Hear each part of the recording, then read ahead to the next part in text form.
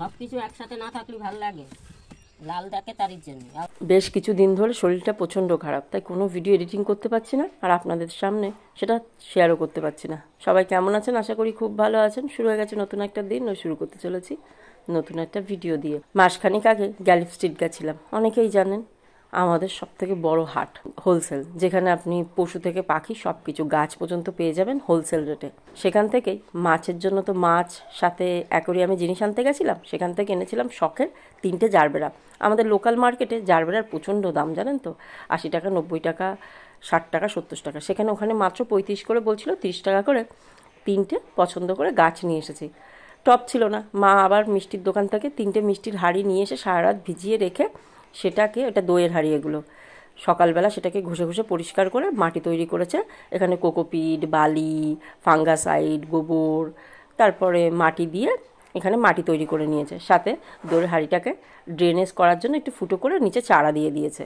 এই পর্যন্ত সব ঠিক ছিল। মানুষ যে কত পরিমাণে ঠকাতে পারে, মানুষের থেকে বড় ঠকবাজ এই পৃথিবীতে কিছু হয় না। এবং তাদের ঠকানোর বিভিন্ন বেশ সুন্দর সুন্দর নতুনত্ব টেকনিক, যা চট করে আপনি ধরতে পারবেন না। তাই কোনো কিছু কেনার আগে বা করার আগে না একটু সাবধানের সাথে করবেন। অনেক গাছ, তাহলে আলাদা গাছ হলে আলাদা দিত। যেটা করি আছে দেখো, ওটা একটা গাছে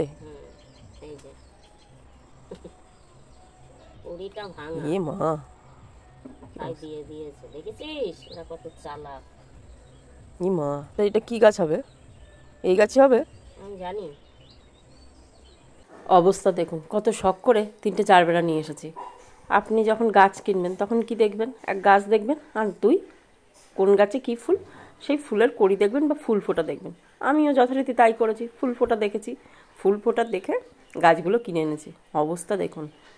আমি ভাবলাম, যা বাবা, এটা আবার কি হলো।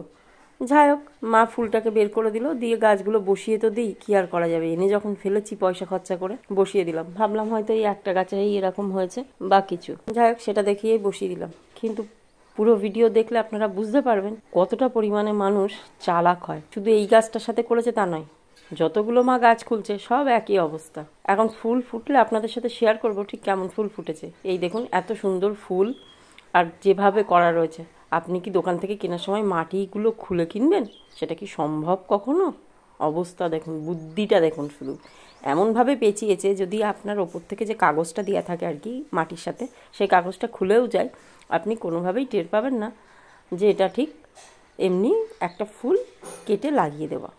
ভাবুন মানুষের বুদ্ধি কাকে বলে, চালাকি বুদ্ধি কাকে বলে। সেটাই বলছি, যেটা এরই ছেঁড়া ছেড়ে করতে দিবি তো, সব জানি এর সাথে মিক্স করে দিয়েছে।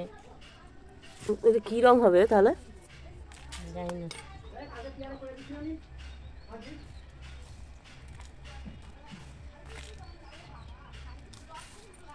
দেখি এখন, এটা তো এতে রয়েছে, ফুটলে বোঝা যাবে, তাই না? তো মনে হয় তাহলে এটা হলুদ হবে না। ওই যে এটা লালচে লালচে এসছে, যা হবে হবে, কিছু আর করা যাবে না। বলে না হাটে ঠকায়, বুঝলে? এটা তো মনে হয় না হলুদ। আরে যা হবে, এখন কিছু করার নেই। না, এই কড়িটা দেখেছো, বুঝিয়ে টিপালে দিয়েছে। দিয়ে দে, তার মানে গাছগুলো অন্য আলো, বুঝলে? তারা বিক্রি করে, তারা